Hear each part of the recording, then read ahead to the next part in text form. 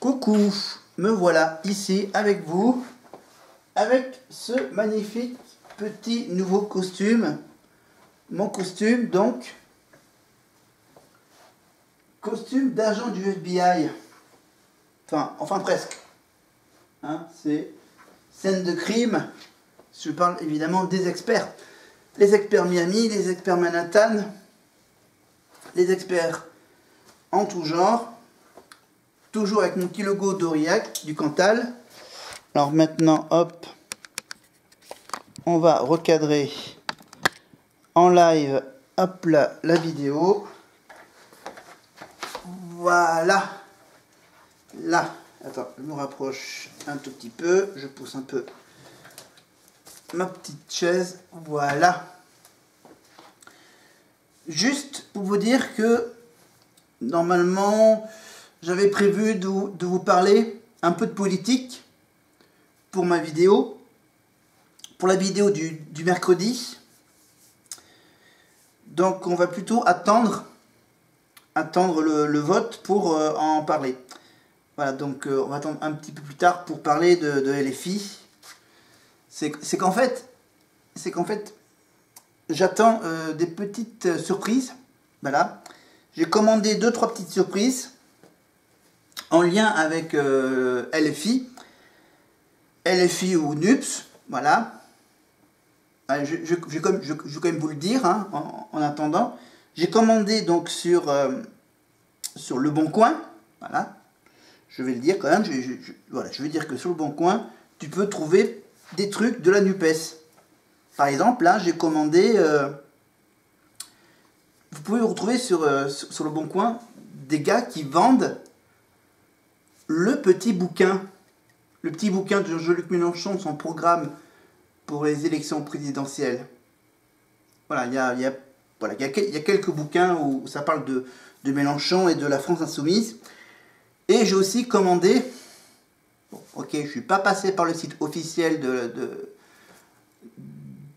la NUP, mais sur Le Bon Coin, j'ai réussi à trouver un petit badge des élections législatives, donc le tout petit badge de la NUPES. Donc voilà, quand je parlais de la NUPES, j'aurai un petit badge accroché à mon t-shirt ou à ma chemise pour ma prochaine vidéo, quand j'aurai l'intention de parler de la NUP. Donc voilà, quand ça parlera un peu de politique, j'aurai voilà, un badge de la NUPES. Voilà, donc je vais attendre d'avoir donc le badge et le petit bouquin présidentiel de Jean-Luc Mélenchon. Voilà, le programme, son programme en format bouquin de Jean-Luc pour 2017, je crois. Voilà, donc le programme de la France Insoumise pour 2017. Donc, on va en parler un peu plus tard. Alors, ça sera une longue vidéo, ça sera même plusieurs vidéos. Voilà, parce qu'on va parler évidemment de la NUP, de LFI, du Parti Socialiste, d'Europe Écologie Les Verts. Donc voilà, donc tout le mois de mars, donc les vidéos du mois de mars, donc sur la NUP. Voilà, pour LFI, ça attendra un tout petit peu. Donc voilà, donc mon costume d'agent du FBI, c'est tout simplement parce que je vais avoir un nouveau job. Pas un job qui n'est pas officieux. Un travail qui va m'obliger à utiliser un appareil. Cet appareil-là. Regardez. Voilà. C'est un vieil appareil photo. Voilà. Celui-là, il ne marche pas, hein, du tout. Ah si. Ah si, tu vois, on peut faire... voilà. Apparemment, il y a encore une pile. Voilà. Voilà. Ça, c'est un de mes derniers appareils photo que j'avais donc avant de passer au smartphone. Voilà. Voilà. Appareil photo, smartphone, appareil photo.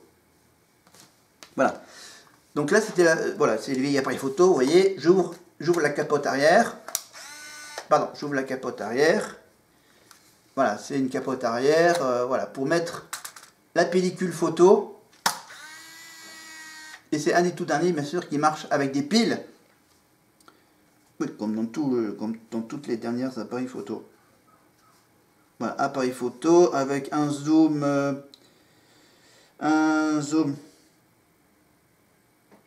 Ouais, zoom avec système, bien sûr, système panoramique. Flash, bien sûr, flash intégré. Et apparemment, je crois qu'il y a aussi un système de télécommande, mais je crois que je n'avais pas cette option. Voilà, flash anti-yeux rouge et bien sûr prise de photo en retardateur, panoramique, zoom avant, zoom arrière, le petit bruit. Voilà, donc évidemment réglage de la netteté de la photo.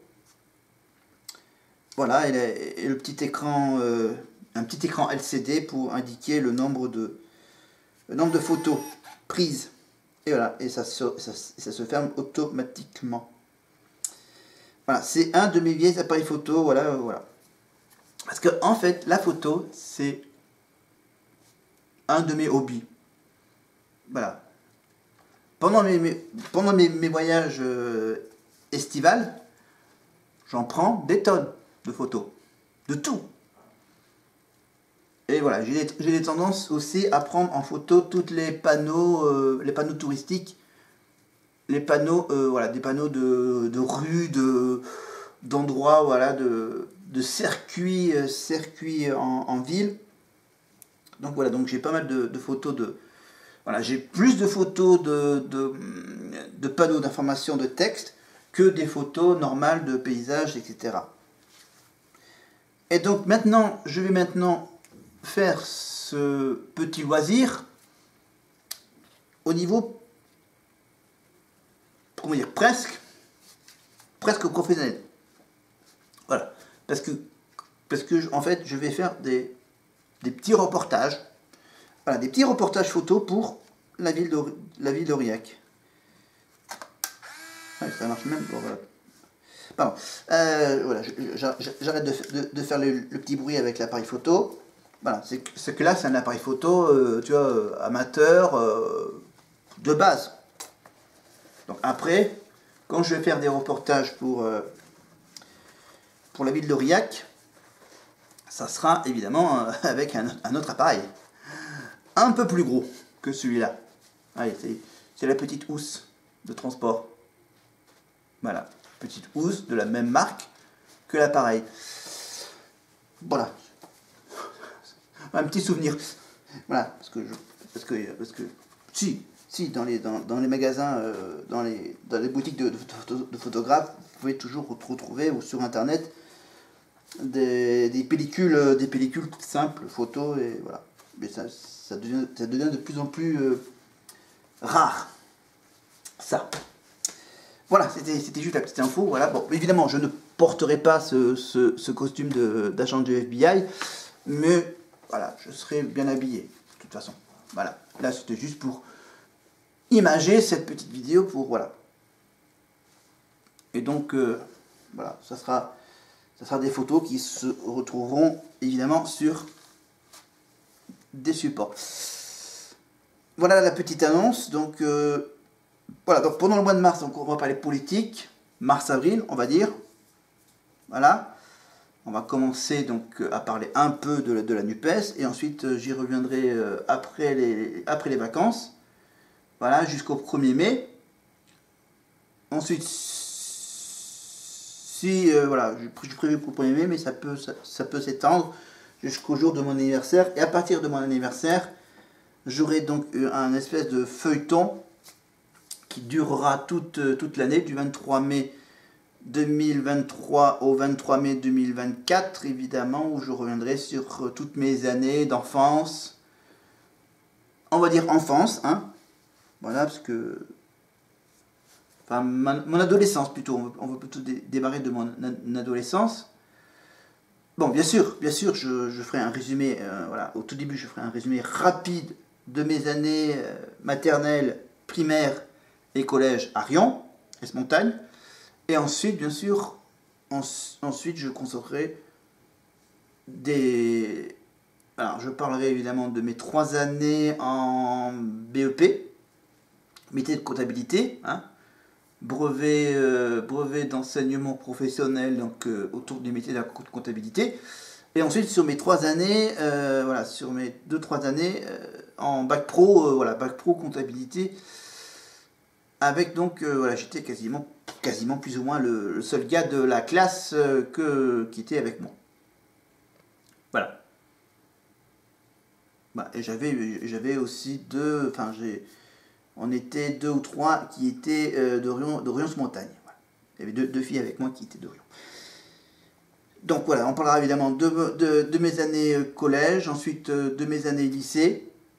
Collège, donc lycée, oui, donc là j'étais en train de parler du lycée professionnel Georges Pompidou à Mauriac. Et ensuite de toute cette longue période de chômage, on va dire chômage. Voilà, inscription à Pôle emploi. Déjà, bien sûr, essayer d'avoir le permis. Voilà. Quand j'ai eu le bac, boum, je m'attaque au permis. Je m'inscris à Pôle emploi. Plein de formations rémunérées par l'État. En gros, voilà, l'État, Pôle emploi, etc. Des formations, des stages, avec différentes sociétés. Voilà, le Greta, etc. Voilà, des formations, donc bien sûr en commençant par faire des stages dans les grands magasins d'Orion. J'ai fait un stage, donc j'ai fait plein de stages. Alors des stages, je mélange peut-être entre mes périodes scolaires, etc. Donc j'ai fait un stage au collège, un stage à la mairie. J'ai fait un stage à la mairie d'Orion, d'Orion et d'Orion-sur-Montagne, un stage donc dans les 2 supermarchés d'Orion. J'ai fait un stage dans un supermarché du Cantal. J'ai fait des stages à tous les grands supermarchés d'Aurillac. J'ai fait... Oula, est-ce que j'ai fait un stage non, j'avais fait la demande pour faire un stage. J'ai fait un stage chez les comptables, agricoles, on va dire, hein, les comptables agricoles, je crois, enfin le centre de gestion comptable agricole. Voilà. Non, je n'ai pas fait un stage à la clinique. Si, peut-être. Peut-être bien. Je sais pas, je sais plus. Ouf, ça remonte à tellement loin. Si, j'ai fait un stage à la clinique. J'ai fait aussi un stage, j'ai fait un stage il y a longtemps. J'ai fait un stage dans une fromagerie. Voilà. Voilà, j'aurai plein de documents voilà, pour me rappeler de mes périodes de stage, de formation. Et ensuite, bien sûr, donc j'ai donc rejoint l'ADAPI il y a bientôt 10 ans. Il y a quasiment 10 ans que je rejoins, que j'ai adhéré à l'ADAPI. Et voilà, l'ADAPI, maintenant je suis pour le moment en lien entre l'ADAPI et la mairie d'Aurillac. Voilà. Donc pour la politique, évidemment, donc on va revenir bien sûr sur ce que, par rapport à ce que Macron a fait, ce que Jean-Luc Mélenchon pouvait faire, et donc ça vous permettra de comparer avec ce qu'a fait Emmanuel Macron. Voilà, sur les 6 années qui ont passé, donc voilà, et donc vous donner un petit aperçu que si jamais vous aurez dû voter pour l'autre, ce que l'autre aurait pu faire, ce que l'autre n'a pas fait, voilà. Sans parler évidemment de toutes ces catastrophes, le Covid et la crise, donc voilà. Donc voilà, on va revenir sur ce qu'on aurait pu vivre avec un autre président que celui qu'on a actuellement. Voilà. Donc ça va être un peu sympathique comme vidéo. Donc voilà. Dès que j'aurai reçu ce que j'ai commandé, je vous en ferai part. Voilà. Malgré tout, il faut que quand même qu'on fasse l'actu. Donc j'enlève la casquette d'agent James Bia. Je garde quand même le gilet. Voilà, donc je vais donc enchaîner tout de suite avec donc la séquence prévue, la séquence habituelle de ce cinquième ou sixième enveloppe. Alors je vais chercher l'enveloppe, ne quittez pas. Hop, le temps que j'aille jusqu'au mon bureau, je prends le tiroir à enveloppe, et on en est à l'enveloppe numéro 6. Le temps que je revienne, j'ai déjà mon petit bouquin sur l'année 2019 qui est prêt, et l'enveloppe numéro 6 qui est ici. Voilà, l'enveloppe numéro 6. On est parti pour mon petit jeu. Mon petit jeu question série télé. Alors, question série télé. Ah, voilà, je viens de tirer donc les questions du jour, les questions série. Et donc, ça, non. Bon, ça c'est trop grave.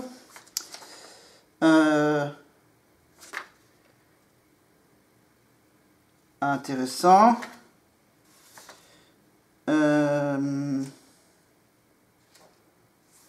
Alors, on va parler. Alors, on va faire quoi? On va faire.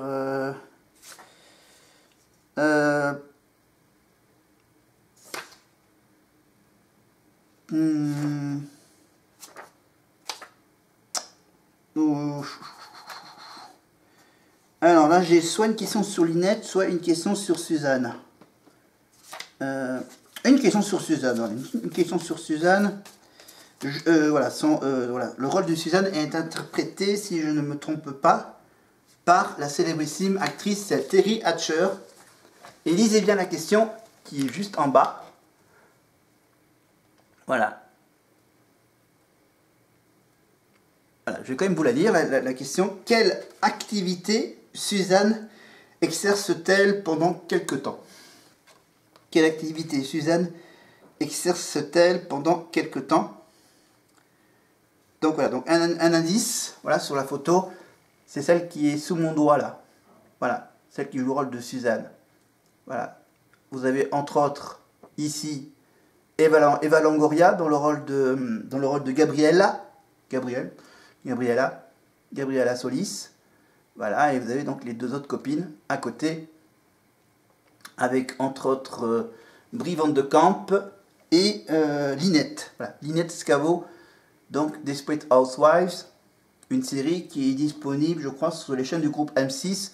Je crois que vous pouvez les retrouver sur la chaîne Teva. Voilà, comme c'est une série qui parle de femmes, et la chaîne Teva est une chaîne consacrée aux femmes, donc ça doit être sur cette chaîne-là que vous pouvez retrouver donc les épisodes de Desperate Housewives à la télé.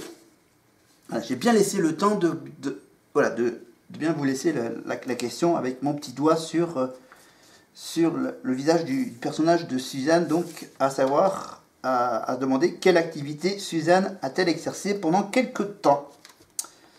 Et pendant ces quelques temps qui nous séparent de la réponse, on va maintenant parler donc actualité. Alors on va parler, finalement on va parler de l'actualité qui se déroule actuellement en Ukraine, par vous parler donc de ce fameux président ukrainien.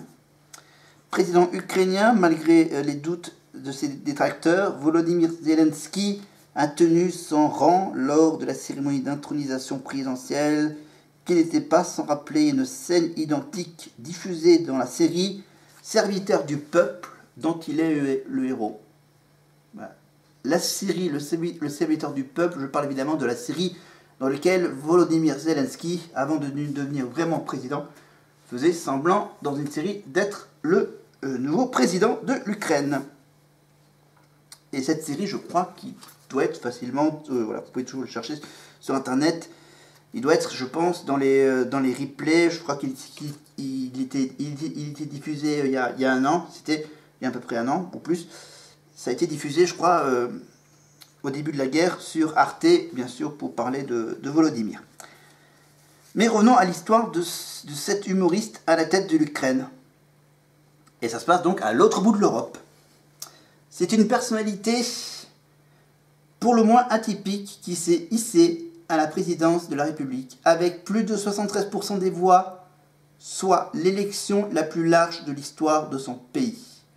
Volodymyr Zelensky n'a pourtant rien de l'homme politique conventionnel. Néophyte complet. C'est un débutant, Il est comédien, humoriste et producteur. Ah oui, il produit des programmes en Ukraine. Allez, il est pourtant parvenu à détrôner Petro Poroshenko, dont l'image était ternie par plusieurs scandales de corruption. Voilà. Je pense que c'est des corruptions peut-être avec des Russes, mais c'est mon avis. C'est qu'il faut dire que les Ukrainiens assimilent volontiers le comédien à l'homme politique.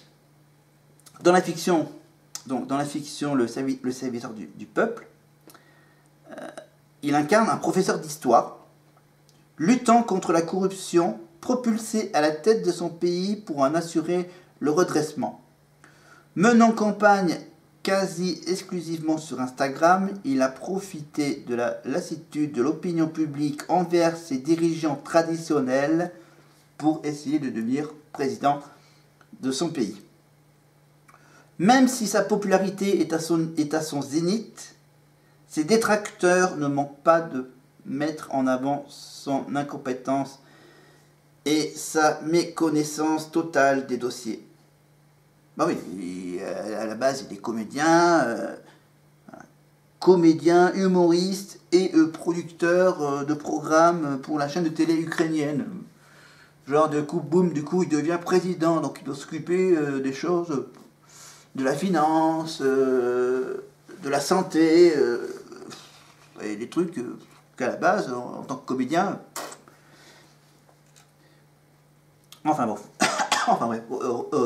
Mais en fait, selon ses opposants, il n'est que la marionnette d'un puissant homme d'affaires, l'oligarque.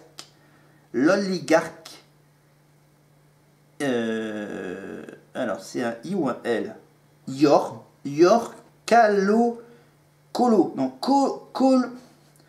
Kolomoïski, propriétaire de la chaîne de télévision qui diffuse sa série et ses spectacles. Ce choix s'explique également sans doute par le fait que le président ukrainien n'est pas que le garant de la souveraineté nationale dont le rôle est essentiellement représentatif. Et puis tac. Voilà tout. Voilà un petit résumé assez rapide sur Volodymyr Zelensky. Voilà. Ça a été simple, ça a été court, ça a été rapide. Non? Alors comme ça a été court, ça a été rapide, on va laisser encore mijoter la question des mères au foyer désespérées pour faire un petit point français-anglais pour les nuls avec mon dictionnaire traducteur français-anglais. Voilà, donc on va évidemment chercher le fameux mot, pour ceux qui ne savent pas, le mot grève. Alors putain, c'est marqué en tout petit. Ah non, ça j'en suis à la lettre A. Attends.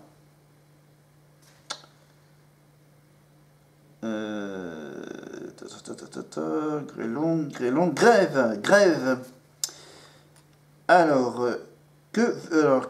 on traduit grève en anglais. Alors, en anglais, grève, ça veut dire... Non, la traduction en anglais de grève, c'est to be on strike. Strike. Ouais. Voilà. Être, c'est to be on strike, ou se mettre en grève, c'est go on strike. Voilà, et donc, par exemple la grève de la faim, ça se traduit par hunger strike. Hunger strike, ça me rappelle Ça me rappelle un titre d'un film. Hunger Games. Le jeu de la grève. Bizarre comme titre, comme film par rapport à l'histoire. Voilà, Hunger Games, Hunger Strike, ou voilà, Strike. Mais en fait, strike, ça veut dire aussi de faire tomber les quilles au bowling, de faire tomber les 10 quilles, de faire un strike. Enfin bon, il y a plein de significations pour le mot strike. Mais moi, dans mon dico pour les nuls, c'est voilà, ça veut dire grève, strike. C'est dingue, hein? C'est dingue. Et tiens, allez, un petit deuxième. Un petit deuxième, alors, en anglais. Alors,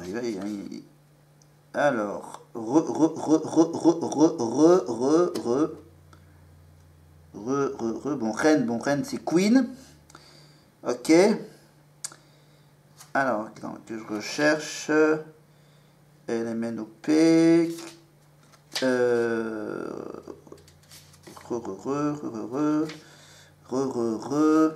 Retard. Retenir, retirer. Voilà. Ah non, il y a le mot, il y a le mot retrait d'argent. Alors, retrait d'argent.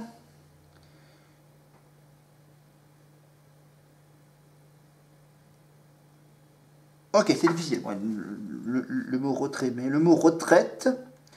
Alors, retraite d'employé. Ah oui, c'est retirement. Voilà, retirement.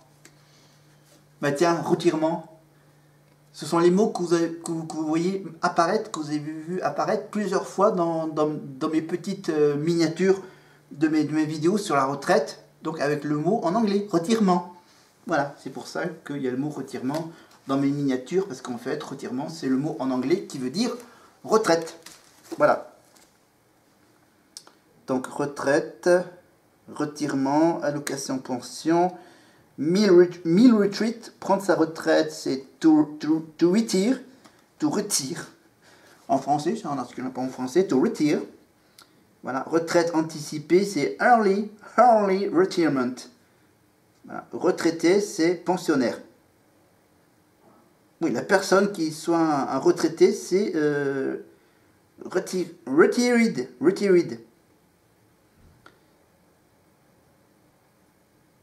Bon, après, tu as le mot rétrécir. Bon, on s'en fout. Voilà. Bon, après, le mot politique, ça doit être political. Ok. Voilà, si vous voulez d'autres mots traduits en anglais, vous me le dites en commentaire. Je vous ferai ça la prochaine fois. Voilà. Donc, on est mercredi. Enfin, j'enregistre la vidéo le lundi pour la mettre en ligne dès mercredi. Parce que je fais uniquement les souvenirs et les questions, uniquement les jours de grève. Donc, on verra si après ce mercredi, il y aura d'autres jours de grève. Et donc, on va donc s'arrêter. On va donc terminer la vidéo en vous donnant donc la petite réponse à la question du début. Quelle activité Suzanne exerce-t-elle pendant quelque temps? Suzanne, donc interprétée par Teri Hatcher. La réponse, je vous la mets sous les yeux.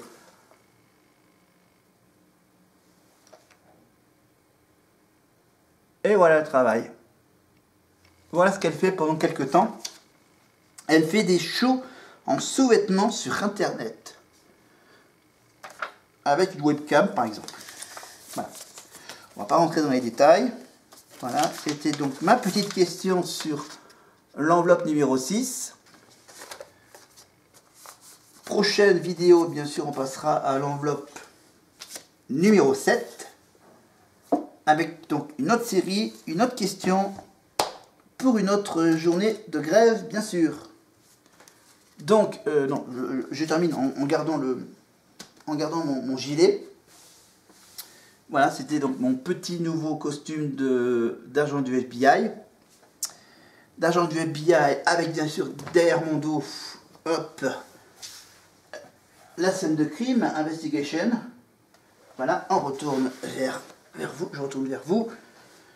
Pour vous dire que si jamais ça vous a plu, mettez un pouce vers le haut, mettez un pouce vers le bas. Faites ce que vous voulez, mettez en commentaire si vous voulez en savoir plus. Si vous voulez avoir des choses en plus à savoir. Pour moi, je vais m'arrêter là, bien sûr. Mais pour être au courant de la prochaine vidéo que je vais mettre en ligne, il y a la petite cloche. La petite cloche notification. Abonnez-vous, bien sûr. Voilà, vous pouvez bien sûr retrouver sur ma chaîne toutes les vidéos précédemment sur la retraite, sur les premières enveloppes, hein, pour les 5 précédentes enveloppes. Voilà ma petite playlist, évidemment. En attendant, évidemment, je vous souhaite de finir donc cette magnifique journée de mercredi. Donc avec bien sûr un élément important, le vote du Sénat et de l'Assemblée sur la proposition du texte de la retraite. Je dis plus rien, c'est vous qui voyez, on verra ça évidemment dans les jours qui viennent. En attendant, moi, ça ne va pas nous tuer cette histoire de grève. Donc on va essayer de rester vivant, de vivre et d'en profiter. Voilà. Et on se retrouve donc dans une prochaine vidéo, bien sûr, où cette fois-ci, je parlerai vraiment de politique. Alors, moi, je vous dis bye bye, à plus.